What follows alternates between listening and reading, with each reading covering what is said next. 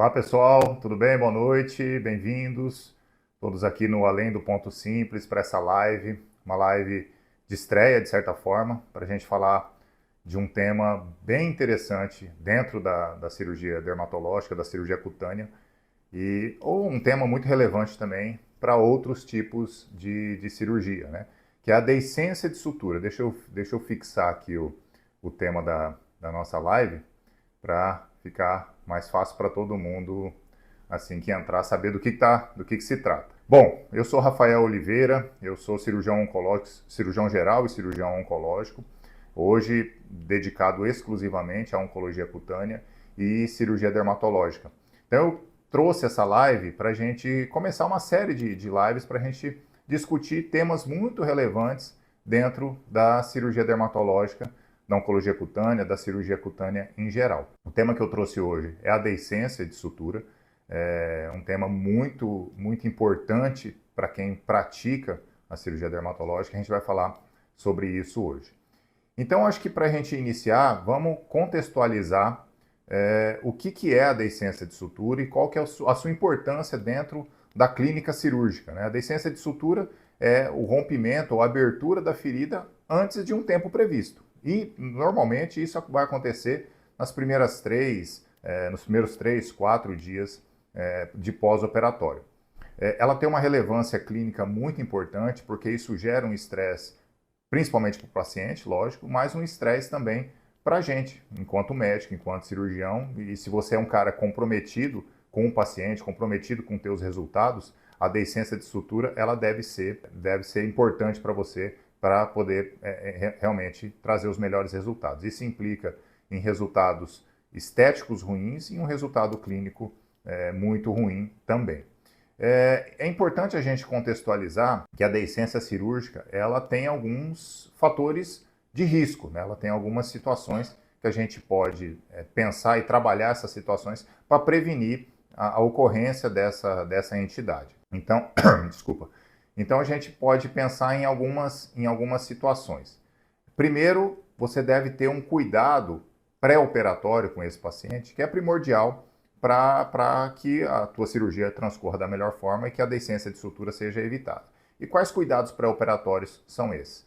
Primeiro, uma avaliação pré-operatória bastante criteriosa.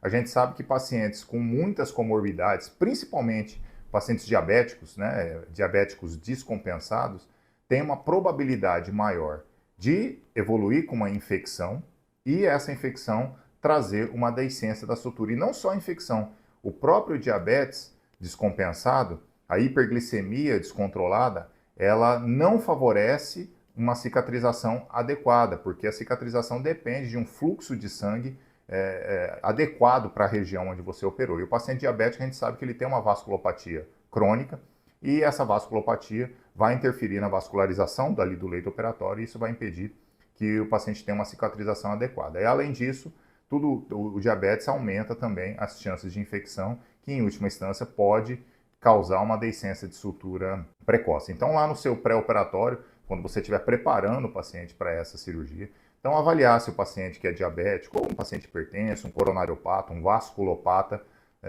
se esse paciente está compensado do ponto de vista clínico para você levar ele para a cirurgia. Isso é a primeira coisa que a gente tem que levar em consideração. Uma outra situação que a gente pode trabalhar para prevenir a ocorrência da deiscência é quando o paciente já está dentro do hospital. Uma vez que ele está dentro do hospital, existem algumas medidas, alguns protocolos que o hospital segue, você deve estar atento a esses protocolos para que tudo transcorra da melhor forma. E quais protocolos são esses?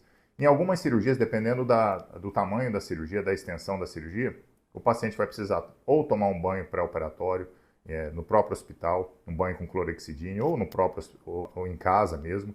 E uma vez que o paciente está no centro cirúrgico, os protocolos de cuidados com infecção hospitalar eles devem ser mantidos sempre. Ou seja, o paciente ele tem que ser submetido a uma asepsia e uma antisepsia bastante rigorosa durante a cirurgia. Toda a equipe cirúrgica, seja o cirurgião, seja o anestesista, seja circulante de sala, tem que estar atento aos cuidados de asepsia e antisepsia. Então, sempre usar luva, sempre usar máscara, usar touca. isso são medidas que vão prevenir uma eventual infecção, principalmente naquele paciente mais suscetível, paciente com uma comorbidade um pouquinho mais aumentada, um pouquinho mais florida, ou então um paciente mais idoso, né? Sempre tem uma suscetibilidade maior para a infecção. Então, esses cuidados que a equipe deve ter na entrada do paciente na sala cirúrgica e no início da cirurgia, são primordiais. No momento do ato cirúrgico, então a gente já passou lá no pré-operatório, o paciente entrou no hospital, então vamos para a cirurgia. Toda a equipe do cirurgião, a instrumentadora, o próprio cirurgião, existem protocolos muito estabelecidos de asepsia desses personagens aí da cirurgia. Então, a instrumentadora, o cirurgião, ele deve fazer uma escovação das mãos, das unhas, de forma muito adequada. Existem padronizações para isso. Isso mudou muito com o passar dos anos, né? Antes a gente tinha que escovar 5, 10 minutos, hoje mudou muito. Uma escovação ali, 1, 2 minutos, muito bem feita e bem efetiva, já é o suficiente para poder eliminar aquela flora bacteriana das mãos. E a instrumentadora deve ter muito cuidado com o manuseio desse material, saber a procedência da esterilização desse material utilizado durante a cirurgia. É importante também que na hora da montagem da mesa, fique em cima da mesa exposto só exatamente os materiais que forem ser utilizados durante o procedimento cirúrgico, para que a gente não incorra em contaminação inadvertida. O cirurgião também deve se portar de forma adequada no campo cirúrgico, evitar conversas mais longas, evitar se movimentar muito em volta do paciente. Na hora de iniciar, né, de fazer ali a asepsia e antisepsia da região onde vai ser operada, fazer uma limpeza bastante adequada com clorexidine, principalmente. Em algumas instituições ainda é utilizado a iodopovidona ou povidine para fazer essa asepsia. E os cuidados no intraoperatório também são muito importantes. A manipulação dos tecidos, isso é uma coisa que eu bato muito no pé. Fui preceptor da residência médica de cirurgia geral da Santa Casa, aqui de Campo Grande, e eu tocava muito nesse assunto, quer dizer, do capricho, do cuidado, do pegar no tecido. Isso pode parecer um exagero, isso pode parecer, de certa forma, até uma exigência extrema ali do preceptor, do staff, mas isso vai fazer toda a diferença na resposta que essa ferida vai ter no pós-operatório. Ali, por menor que seja uma cirurgia cutânea, comparada com uma cirurgia de cavidade, por exemplo, ali tem uma resposta inflamatória deflagrada e isso vai influenciar na cicatrização, na ocorrência ou não de infecção e, em última instância, da deiscência de sutura, que é o tema aqui da nossa live. Então, a manipulação desse tecido com a pinça adequada, com a tesoura adequada, com os instrumentais adequados é essencial. Você não vai utilizar na face uma dente de rato grosseira, e da mesma forma, se você está fazendo a exérese de um lipoma no dorso, uma lesão grande, você não vai usar uma pinça Addison de um dente só pequenininho. Então, a gente tem que ter essa noção de quais instrumentais usar e como manipular o tecido para evitar trauma em excesso, que vai trazer mais dificuldade de cicatrização ou infecção, que vai poder trazer a deiscência de sutura. Então é importante todo esse cuidado ali no intraoperatório. Um dado importante também, ou uma situação que a gente deve discutir, é o uso ou não da antibiótico profilaxia para esses pacientes. Então, existem critérios para a gente utilizar antibiótico profilaxia durante cirurgias cutâneas, principalmente se a gente for pensar onde que está essa lesão ou esse sítio que a gente vai operar. Se forem em localizações potencialmente contaminadas, por exemplo, boca, região axilar, região inguinal, região perineal, que são situações que são regiões já potencialmente contaminadas. Então, a chance de infecção nessas áreas são maiores. Aí, a antibiótico profilaxia estaria indicado, e a gente pode discutir em uma outra oportunidade os protocolos para isso. Então, no intraoperatório é isso. No pós-operatório imediato, um curativo adequado, você orientar a tua instrumentadora ou quem for fazer o curativo ou você mesmo, né? Um curativo adequado, um curativo que faça uma oclusão daquela ferida. A gente tem algumas possibilidades de utilização, às vezes de alguma fita em específico, algum material biosintético para cobrir essa ferida, mas a grosso modo, né, 90% dos casos é a nossa gaze e o nosso micropore ali ocluindo a ferida. Nada muito apertado, mas também não muito solto. Alguma coisa que vai manter a integridade da ferida, lógico, o fechamento já foi feito. mas esse curativo ele é de suma importância também para evitar a exposição dessa ferida aos agentes externos, né? Então, isso é muito necessário aí durante a realização do curativo. Depois que o paciente saiu da sala cirúrgica, né, ele foi liberado do hospital, aí são os cuidados que ele vai ter em casa com a ferida. Então, um curativo pelo menos 1 ou 2 vezes ao dia, manter aquela ferida sempre limpa para a gente evitar uma infecção. A gente está falando de infecção aqui exatamente, que é o principal fator de deiscência de sutura, mas não é só ela. Quais outros fatores que a gente pode, ou qual o outro fator principal, tirando a infecção, que pode trazer uma deiscência de sutura?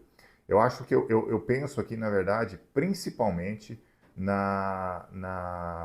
no fator técnico. Então, por exemplo, uma ferida mais profunda, que envolva pele, tecido derme, tecido celular subcutâneo, feridas mais profundas, elas demandam um fechamento adequado, um fechamento por camadas. Você não pode simplesmente ir lá, dar um ponto na pele e fechar. Em algumas situações a gente até consegue fazer isso, né? No rosto, né? Na pálpebra, no nariz. Às vezes a gente fecha só a pele e aí é suficiente, porque são áreas que não tem muita tensão. Mas, por exemplo, se você for operar, eu citei aqui no início um exemplo, operar um lipoma na região do dorso, onde é uma região que a movimentação do corpo é frequente, a gente não consegue ficar paradinho ali e aqueles pontos ficarem ali inertes. O corpo está sempre se movimentando naquela região. Então, se você der o ponto só na camada da pele, invariavelmente essa ferida vai abrir, vai ter deiscência de sutura e você vai ter que lidar com isso no seu pós-operatório. Então, às vezes você pode pensar, tô perdendo tempo, tendo que fechar camada por camada, mas é um tempo que você vai ganhar lá na frente, porque essa ferida aberta, ela vai te trazer muito mais demanda de cuidado com esse paciente do que se você perdesse ali 5, 10 minutos para fechar essa ferida por camadas. Esse é o primeiro fator técnico que eu acho que é relevante para a gente trazer aqui. O segundo é a escolha adequada do material que você vai utilizar para o fechamento dessa ferida. Então, utilizar o fio adequado. Eu falei já agora há pouco, o instrumental adequado. Né? Você não vai utilizar um fio grosso no rosto, um fio 3 zeros, por exemplo, para fechar um nariz ou uma pálpebra. Ao mesmo tempo, você não vai usar um fio 5 zeros, 6 zeros, um nylon 5 zeros, 6 zeros, para fechar um carcinoma base celular que você tirou da região escapular do paciente, que é uma área muito tensa, uma área que está sempre em movimentação. Você não vai utilizar um fio fino como esse. Então, a escolha adequada do material é de suma importância para você fazer uma sutura adequada e evitar a deiscência de sutura. Isso é ainda mais importante naquele paciente que eu falei lá no começo, aquele paciente diabético, aquele paciente que tem comorbidades graves, que pode já evoluir no pós-operatório com uma má cicatrização. Então, se você oferece a esse paciente ou traz para esse paciente uma má técnica na hora do fechamento, uma má escolha dos materiais, dos instrumentais, isso vai de forma exponencial, aumentar a chance desse paciente ter uma deiscência de sutura no pós-operatório. Então, o que a gente tem que pensar depois que você fez tudo isso? Você se portou bem no pré-operatório, fez um pré-operatório adequado, durante a cirurgia você, enfim, trouxe tudo que você tem de conhecimento do ponto de vista de cuidados com contaminação, asepsia e antissepsia nesse paciente. O que mais que dá para a gente fazer no pós-operatório? Monitorar o paciente. Você operou o paciente, deu alta para ele do hospital. Normalmente, as cirurgias dermatológicas, elas têm um regime de day clinic, raramente o paciente vai dormir no hospital. Mas uma vez que você deu alta para esse paciente, você tem que ver esse paciente no pós-operatório o quanto antes. Você tem que ver se aquela ferida está em bom estado, se ela já tem indícios de infecção. E quais são esses indícios e quando que essa possível infecção pode ser deflagrada? Normalmente ali no 3º ou 4º dia. Então uma ferida avermelhada, uma ferida com uma secreção, inicialmente as secreções são mais serosas, mas depois elas podem se tornar purulentas. Então, o paciente com uma dor pós-operatória fora da medida, alguma dorzinha, o paciente vai ter principalmente a mobilização. Mas uma dor desmedida é algo que a gente deve levantar um pouco a atenção para uma eventual infecção de sítio cirúrgico iniciando ali. Então, vê o paciente da forma mais precoce. Então, operou hoje, deu alta, vê o paciente daqui 2, 3 dias, dá uma olhadinha, vê como é que tá. Se for uma cirurgia muito tranquila, bem sossegada, um paciente sem comorbidades, um paciente jovem, uma cirurgia lisa que a gente chama, aí sim, você pode ver esse paciente um pouco mais para frente, mas sempre em contato com ele. Você pode não estar presente fisicamente ali com ele, né? Dando aquele cuidado corpo a corpo. Mas aqui, ó, telefone, mensagem, WhatsApp. O WhatsApp está aí, a gente tem que utilizar o WhatsApp de uma forma que nos ajude. Então, tá em contato com esse paciente. A gente tem aqui por protocolo, o paciente deu alta para o paciente à noite, a minha instrumentadora, ou às vezes eu mesmo, a gente manda uma mensagem, chegou bem, Dona Maria, tudo bem, como é que tá? Tá com muita dor, tá com pouca dor? No dia seguinte, a instrumentadora manda. Alguma dúvida em relação ao curativo que a gente possa tirar. O WhatsApp tem essa vantagem, né? O paciente pode tirar uma foto, né? Às vezes você não vai conseguir ver o paciente naquele momento ali que ele queixou de uma dor ou você suspeitou de uma infecção, você não vai conseguir ver ele naquele momento. Então você pede uma foto, olha, tira uma foto, manda para mim para eu dar uma olhada. Você não vai dar a conduta ali, né? Você não vai, mas você vai ter um panorama. Se é uma coisa que você precisa ver o paciente no dia seguinte, se é uma coisa que você fala, não, isso aí é esperado, isso aí é uma coisa que é tranquilo. Então tem que lançar mão de todas as ferramentas que a gente tem para poder dar esse cuidado para o paciente. Então, segmento, o follow-up desse paciente no pós-operatório, ele tem que ser bastante próximo. Eu falo isso até existem vários tipos de paciente, né, com graus de entendimento diferentes, né? A gente não pode exigir o mesmo entendimento de todos os pacientes e a gente tem que ter uma empatia nesse sentido. Às vezes o paciente tem uma dificuldade, porque para a gente, que somos especialistas, ou para a equipe de saúde, é tranquilo entender o que é um curativo, como que faz um curativo, tudo, mas às vezes para o paciente não é. E muitas vezes o paciente não vai ter o cuidado com aquele curativo da forma como a gente espera. Fazer um curativo com uma limpeza correta, às vezes o paciente fica com medo, ele vê ali alguma coisa, algum debris ali, um resto de coágulo, uma sujeirinha, alguma coisa, ele fica com medo de tirar. Aquilo ali acumula e aí o acúmulo de debris ali pode evoluir com uma infecção e isso lá na frente trazer uma deiscência de sutura. Então, monitorar. Se você não conseguir ver o paciente, como eu falei, pede para ele mandar uma foto, porque daí você dá uma olhadinha ali e fala assim, olha, a ferida eu acho que merece uma limpeza melhor. Pode pegar gás e apertar um pouquinho, tirar esses coágulos que estão na linha de sutura. Isso faz diferença. Pode parecer que não, mas faz diferença para a prevenção de uma eventual infecção. Então, está sempre em contato. Mas existe a possibilidade do paciente evoluir com a deiscência de sutura. Isso aí eu já tive casos, vários até durante a minha vida. Você também que vai começar ou já faz cirurgia dermatológica, vai ter também essa situação e você vai ter que lidar com isso. Na medicina a gente tem que ter a capacidade de resolver os problemas, né? Só faça coisas dentro da medicina que você é capaz de resolver as complicações. Então, e a deiscência de sutura é uma das complicações dentro da cirurgia dermatológica. Como você vai lidar com ela? Primeira coisa é avaliar o motivo. Se foi uma deiscência por questões técnicas ou se foi uma deiscência por infecção. Porque as condutas elas são um pouco diferentes. Então, vamos partir do menos grave, digamos assim. Uma deiscência por erro técnico ou, às vezes, por uma má conduta do paciente. Às vezes, você operou na região do braço e o paciente foi malhar no outro dia ou 2 dias depois, fez força e a ferida abriu. Então, é uma situação que foge um pouco do que a gente pode prever. Mas digamos que no segundo, terceiro dia aconteceu isso. O paciente procurou, olha, doutor, abriu meus pontos, eu fui na academia, e enfim. Você vai avaliar essa lesão, a extensão dessa abertura, se foram aberturas parciais, se foi uma abertura de toda a linha de sutura, avaliar qual sutura você escolheu no intraoperatório, né? Se foi ponto simples, se foi ponto contínuo, então tudo isso tem que ser avaliado. E você vai olhar ali. Está ali no segundo, terceiro dia, você olhou, está sem sinais de infecção. Sem sinais de infecção, ferida limpinha, tranquila, você tem a possibilidade de refazer a sutura. Então você não precisa deixar aberto e fechar por segunda intenção. Você pode dar outros pontos ali, explicando para o paciente, obviamente, que os resultados cosméticos e estéticos não serão os mesmos, mas você tem essa possibilidade. Numa ferida limpa, pode sim refazer a sutura sem problema nenhum para fechar essa ferida. Se for uma abertura parcial, né, numa ferida longa e abriu 1 ou 2 pontos, você tem a opção de deixar aberta essa ferida também, monitorando, às vezes fazer um curativo falso ali com um micropore estéreo. Então tem várias possibilidades que você pode fazer ali para poder restabelecer o contato e manter a cicatrização ali da região. Mas existe a outra situação, né? A situação da infecção. O paciente voltou ali no 5º, 6º dia, ferida com secreção purulenta, os pontos abertos, e aí é a hora que a gente tem que tomar algumas condutas. Primeiro, avaliar sistemicamente o paciente. Não vai olhar só para a ferida. Ah, tá saindo pus, meu Deus. Não, calma. Analise o paciente como um todo. Você é médico, você é cirurgião dermatológico, mas antes de tudo você é médico. Você deve fazer uma avaliação desse paciente de forma completa. O paciente está tendo febre?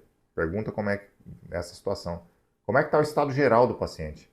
O paciente ele está comendo? Ele está mais prostrado? Tudo isso tem que ser avaliado.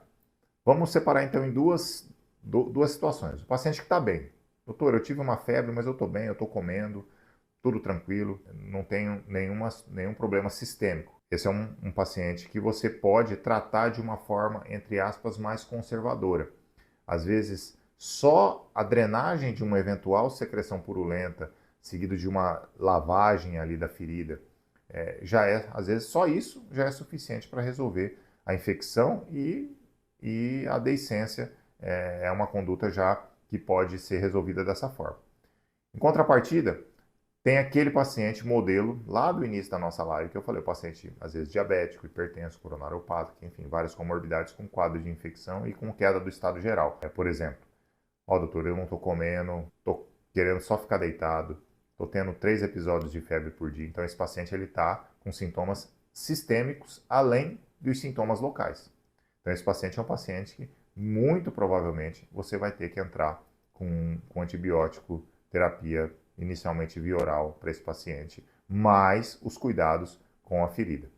Normalmente a gente entra com cefalosporina, uma cefalexina inicialmente, depois a gente pode escalonar. Aí existem várias possibilidades no escalonamento, desde amoxicilina com clavulanato, chegando às quinolonas, enfim, essa questão dos antibióticos a gente pode trazer num outro momento. Mas é um paciente que você demanda mais cuidado, principalmente se for um paciente idoso. Os pacientes idosos, eles têm pouca gordura para queimar. Então, no momento ele está bem, logo depois ele já está numa situação que às vezes precisa até de internação hospitalar. É um paciente que desidrata mais rápido, o diabético idoso ele descompensa mais rápido, e os sinais clínicos que esses pacientes dessa faixa etária nos demonstram, às vezes é um pouquinho inespecífico. Às vezes a gente espera que o paciente fique ali com febre alta, tudo. O idoso às vezes não, ele vai fazer aquela febrícula ali e tudo, mas a gente vê que a gente não pode perder tempo com esses pacientes, porque, como eu falei, eles têm pouca gordura para queimar ali nesse período. Então, uma antibiótico profilaxia bem indicada, cuidados com a ferida e, principalmente, um segmento muito próximo, principalmente com essa população de pacientes mais suscetíveis. Normalmente, você fazendo tudo isso do jeito que eu falei, vai ser suficiente para você resolver o problema de grande parte dos pacientes.